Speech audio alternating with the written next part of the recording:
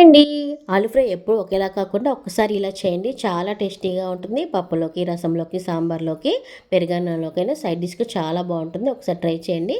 ముందుగా ఆలుని సన్నగా కట్ చేసుకొని ఒక 2, 3 సార్లు బాగా కడిగి పక్కన పెట్టేసుకోవాలి. ఇప్పుడు స్టవ్ ఆన్ చేసుకొని పాన్ పెట్టుకొని ఆయిల్ వేసుకొని ఆయిల్ కాగిన తర్వాత తాలింపు గింజలు, కరివేపాకు, ఎండుమిరపకాయ వేసుకొని తాలింపు కొంచెం వేగిన తర్వాత 2, 3 ఎల్లిపాయలను దంచుకొని వేసుకోవాలి. అప్పుడు ఫ్లేవర్ బాగా పడుతుంది ఆలుకి.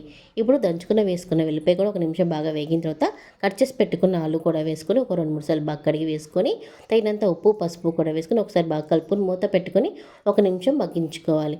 ఇలా మగ్గిన తర్వాత మూత తీసుకొని ఇంకా మూత పెట్టకుండా ఒక 2, 3 సార్లు బాగా వేయించుకోవాలి.